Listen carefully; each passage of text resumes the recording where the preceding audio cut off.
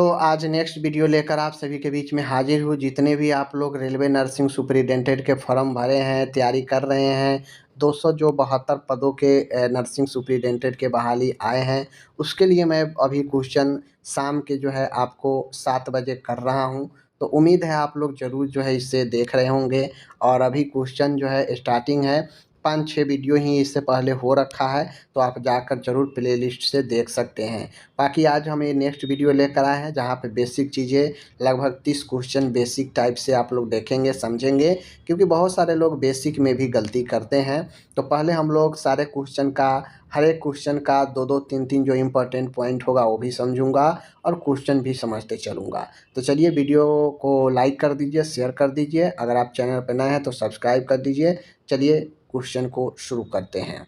पहला प्रश्न है, कार्बोहाइड्रेट पाचन का अंतिम उत्पाद क्या है? तो जो कार्बोहाइड्रेट होता है, और कार्बोहाइड्रेट जब डाइजेस्ट होता है, पाचन होता है, तो उसका अंतिम प्रोडक्ट, अंतिम उत्पाद क्या निकलता है? मोनोसेक्राइड, ठीक है ना। मोनोसेक्राइड को हम सरल ग्लूकोज भी कहते हैं, सिंपल ग्लूकोज भी कहते हैं, शर्करा। तो जब कार्बोहाइड्रेट का पाचन होता है तो इसके पाचन के फलस्वरूप ग्लूकोज यानी मोनोसेक्राइड मिलता है। ओके। दूसरा है, शरीर में यूरिया का निर्माण कहाँ होता है? देखिए, शरीर में यूरिया का निर्माण कहाँ होता है हमसे पूछा जा रहा है। तो शरीर में यूरिया का निर्माण लीवर में होता है, किडनी उसे छान कर अलग करता है, ठीक है ना। और हृदय तो होगा नहीं, ये तो ब्लड को सर्कुलेट करता है। फेफड़ा तो श्वसन की भूमिका निभाता है, ठीक है ना। तो आपका ऑप्शन नंबर ए राइट होगा। ओके, आगे बढ़ते हैं। तीसरा क्वेश्चन है, निम्न में से किस एंजाइम को वसा पचाने के लिए स्रावित किया जाता है? यानी सीधा हमसे पूछ रहा है वह कौन सा एंजाइम है जो वसा के पचाने में भूमिका निभाता है, फैट को डाइजेस्ट करता है। लाइपेज है, एमाइलेज है, ट्रिप्सिन है, ठीक है, और पेप्सिन है। तो आपको मैं बता दूं, पेप्सिन प्रोटीन को करता है, ठीक है ना। और लाइपेज जो होता है यह आपका किसका पाचन करता है? फैट का पाचन करता है। इसको ध्यान में रख लीजिए। आगे बढ़ते हैं। चौथा क्वेश्चन है, रक्त का पीएच मान लगभग कितना होता है? तो रक्त का पीएच मान लगभग 7.35 से लेकर 7.45 होता है। तो एवरेज 7.4 होगा। अगर ऑप्शन में यही है तो यही राइट आंसर होगा, ठीक है। 7 उदासीन होता है, 7 से अगर प्लस होगा तो वह होता है क्षारीय, क्षारीय होता है। अगर 7 से कम होगा तो वह होता है अम्लीय, ठीक है, ध्यान दीजिएगा। आगे है, शरीर में लौह आयरन की अधिकतम भाग कहाँ पाया जाता है? तो बॉडी में लौह तत्व की अधिकतम जो भाग है कहाँ? हीमोग्लोबिन में तो पाया जाता है। ये बात सही है, क्योंकि आपको पता है यही ऑक्सीजन को वहन करता है, तो आयरन उसके लिए चाहिए। लीवर नहीं होगा। बोन मैरो तो आरबीसी का प्रोडक्शन करता है, ठीक है ना। प्लीहा कब्रगाह कहा जाता है आरबीसी का, ठीक है ना, इसको ध्यान में रखिएगा। आगे बढ़ते हैं। नेक्स्ट क्वेश्चन है, रेडियोग्राफी हेतु किस किरण का उपयोग किया जाता है? जो रेडियोग्राफी किया जाता है, इमेजिंग, उसमें किस किरण का उपयोग किया जाता है? एक्सरे का। तो रेडियोग्राफी में, रेडियोलॉजी में बेसिकली एक्सरे किरण का ही उपयोग किया जाता है। गामा किरण नहीं होगा, काफ़ी पावरफुल होता है। लेजर भी नहीं होगा और इंफ्रारेड भी नहीं होगा, ठीक है। आगे बढ़िए। नेक्स्ट क्वेश्चन है, रेशम सिल्क के निर्माण में कौन सा प्रोटीन पाया जाता है? सिल्क का जो निर्माण होता है इसमें कौन सा प्रोटीन पाया जाता है? देख लीजिए, फाइब्रोइन, ठीक है ना। फाइब्रोइन, केराटिन, कोलेजन, इलास्टिन, ये सारा प्रोटीन ही है, लेकिन सिल्क के निर्माण में फाइब्रोइन पाया जाता है, ठीक है, ध्यान रखिएगा। नेक्स्ट क्वेश्चन है यहाँ पे, एक स्वस्थ मनुष्य के रक्त की औसत मात्रा कितनी होती है? तो एक स्वस्थ व्यक्ति के, उसके बॉडी वेट के 7% रक्त होता है, ठीक है। वैसे मैं ब्लड की बात करूँ तो 4 से लेकर 6 लीटर होता है। तो ऑप्शन में 5 से 6 लीटर है, जो इसके बीच में होगा, तो राइट आंसर अपना यही होगा, ठीक है ना। आगे है, आगे क्वेश्चन देख लीजिए। नेक्स्ट क्वेश्चन यहाँ पे है, समान वयस्क के शरीर में जल की मात्रा लगभग कितनी होती है? एक नॉर्मल एडल्ट के शरीर में जल की मात्रा लगभग कितनी होती है? तो देखिए जल की मात्रा की मैं बात करूँ तो लगभग बॉडी के 60% जो है आपके जल होते हैं, ठीक है ना। 60% हमारे बॉडी में जल ही होते हैं पूरे बॉडी वेट का। आगे मैं बात करूँ यहाँ पे टीबी का कारण। टीबी एक बैक्टीरियल रोग है, ध्यान में रखिएगा, यह जीवाणु से फैलता है। अगर दे वायरस तो गलत हो जाएगा। ओके, टीबी किसके द्वारा होता है? बैक्टीरिया का नाम क्या है?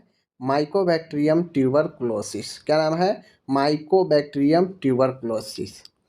टीबी किससे किसको प्रभावित करता है? तो टीबी लंग्स को प्रभावित करता है, फेफड़ा को, ठीक है, समझ गए। चलिए, सल्मोनेला टाइफी के कारण टाइफाइड होता है, पता आपको होना चाहिए। क्लोस्ट्रीडियम टिटेनी के कारण टिटनेस होता है, ध्यान रखिएगा, ठीक है ना। चलिए आगे बढ़ते हैं। एंटीबॉडी का निर्माण शरीर के किस भाग में होता है? तो एंटीबॉडी का निर्माण शरीर के लिम्फेटिक टिश्यू जो है वहाँ होता है, क्योंकि लसिका जो होता है हमारे बॉडी को आरबीसी की तरह प्रोटेक्ट करता है बीमारियों से, तो एंटीबॉडी का भी निर्माण इसी लिम्फॉइड टिश्यू में होता है। ओके, आगे है वायु में नाइट्रोजन की मात्रा कितनी होती है? हम सब जानते हैं नाइट्रोजन ज़्यादा है, लगभग 78% वायुमंडल में नाइट्रोजन ही है, 21% के आसपास जो है ऑक्सीजन है। आगे बढ़ते हैं। एंटीबायोटिक पेनिसिलिन का आविष्कार किसने किया? तो देखिए पेनिसिलिन ग्रुप जो है इसका आविष्कार अलेक्जेंडर फ्लेमिंग ने किया, ठीक है। लुई पास्चर पास्चुराइजेशन विधि को इन्होंने दिया। उसके बाद न्यूटन, तो आपको पता है फिजिक्स का है। आगे है 14 नंबर, संक्रमण में MRSA शब्द का अर्थ क्या है? इन्फेक्शन में MRSA शब्द का अर्थ क्या है, हमसे ये पूछ रहा है। तो देखिए MRSA शब्द का अर्थ होता है मेथिसिलिन रेसिस्टेंट स्टेफाइलोकोकस ऑरियस, ठीक है, याद रखिएगा। MRSA, ऐसे मतलब स्टेफाइलोकोकस ऑरियस, और MR मतलब मेथिसिलिन रेसिस्टेंट, ठीक है, मेथिसिलिन रेसिस्टेंस याद रखिएगा। आगे है नेक्स्ट क्वेश्चन, शरीर के विकास और ऊतकों की वृद्धि के लिए आवश्यक क्या है? यानी शरीर का विकास हो, वृद्धि हो, ऊतकों में वृद्धि हो, मरम्मत हो, तो इसके लिए क्या जरूरी है? तो वृद्धि के लिए प्रोटीन की आवश्यकता होती है, बात समझ लीजिए, ठीक है ना। आगे बढ़ते हैं। शरीर का सर्वाधिक भाग बना होता है, तो शरीर में सर्वाधिक भाग जो होता है जल का ही होता है, ठीक है, याद रखिएगा। बाकी ये सब तो भाई कैल्शियम पोटेशियम तत्व है, ये तो कम ही मात्रा में होता है। आगे मैं बढ़ता हूँ। नेक्स्ट क्वेश्चन है 70 नंबर, लेप्रोसी जिसे कुष्ठ रोग कहते हैं, इसका ये भी बैक्टीरियल रोग है, जो किसके कारण होता है, नाम क्या है? माइकोबैक्टीरियम लेप्राई, ठीक है ना। माइकोबैक्टीरियम लेप्राई के कारण लेप्रोसी होता है, ठीक है। साल्मोनेला टाइफी बता ही दिए, टाइफाइड होता है। आगे बढ़ते हैं। 18 नंबर का क्वेश्चन है, मांसपेशियों के संकुचन में कौन सा पदार्थ सहायक होता है? तो मांसपेशियों के संकुचन में एटीपी जो होता है, जो एनर्जी प्रदान करता है, तब जाके हमारा मसल्स कंट्रैक्शन होता है, तो यह एटीपी बेसिकली ऊर्जा प्रदान करता है, ठीक है ना। आगे है यहाँ पे, मानव शरीर में कितनी हड्डियाँ हैं? मानव शरीर में सब लोग जानते हैं लगभग 206 हड्डियाँ होती है। आगे मैं बढ़ूँ तो 20 नंबर का क्वेश्चन है, एक नॉर्मल एडल्ट में श्वसन दर कितनी होती है? देखिए हम लोग जानते हैं एवरेज, कि एवरेज जो है 16 होता है, ठीक है ना, एवरेज 16 होता है, 16 पर मिनट श्वसन दर। लेकिन मैं बात करूँ तो एक दर अगर बात करेगा ना, तो नॉर्मल 12 से लेकर 20 माना जाता है। किसी किसी हेल्थ कंडीशन में 16 से कम भी जाएगा तो 12 तक ठीक माना जाता है, 16 से बढ़ने पर 20 तक अगर है तो नॉर्मल मान सकते हैं उसको, यानी 12 से 20 एक लिमिट होता है, ठीक है। तो ये जो है अपन नॉर्मल सीमा में होता है। चलिए आगे बढ़ते हैं। 21 नंबर है, समान रक्तचाप बीपी कितना होता है? इसी चीज़ को मैं पढ़ूँ तो नॉर्मल ब्लड प्रेशर ऊपर वाला सिस्टोलिक, नीचे वाला डायसिस्टोलिक होता है, 120/80 mm/Hg, ये जरूर याद रखिएगा यूनिट, ठीक है। अब मैं यहाँ पे आपको बता दूँ, ये तो हो गया अपन नॉर्मल, ओके, नॉर्मल हो गया। तो अब ये नॉर्मल जो हो गया, तो अब आपको ध्यान में देता होगा कि आखिर बीपी कब माना जाता है, जब हाई होता है, कितना पर हम हाइपरटेंशन उच्च रक्तचाप मानते हैं।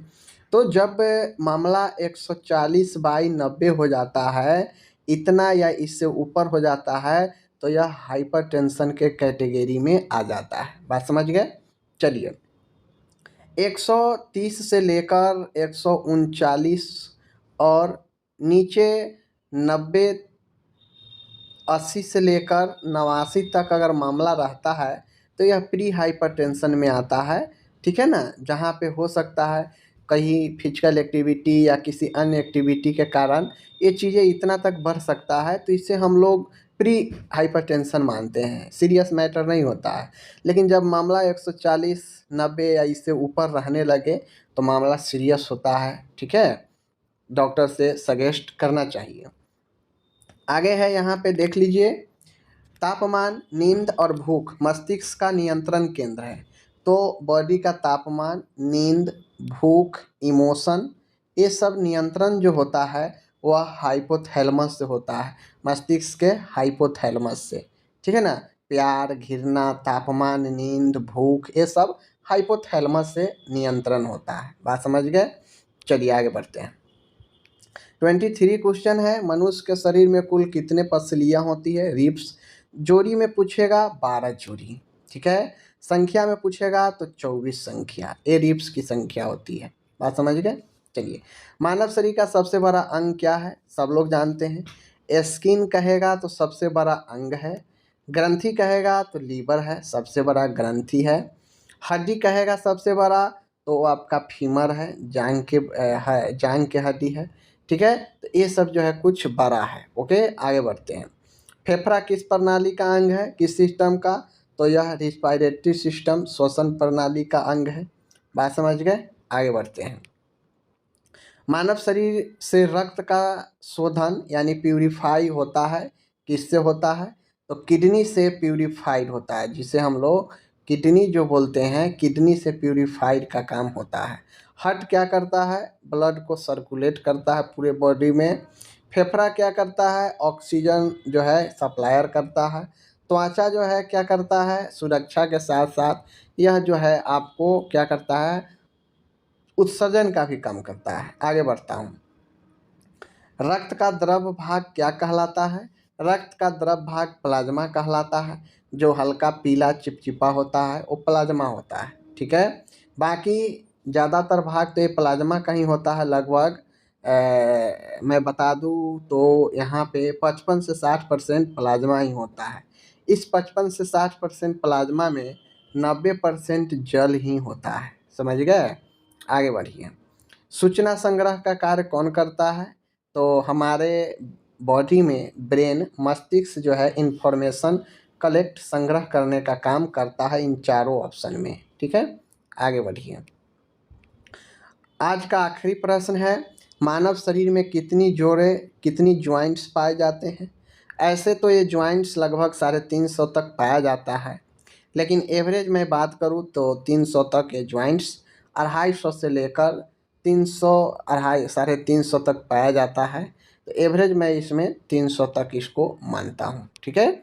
चलिए, तो ये हो गया आज का 29 क्वेश्चन, जो कि आसान के साथ साथ एक बेसिक कॉन्सेप्ट भी था। तो उम्मीद है आपको ज़रूर समझ में आया होगा। ओके, धन्यवाद।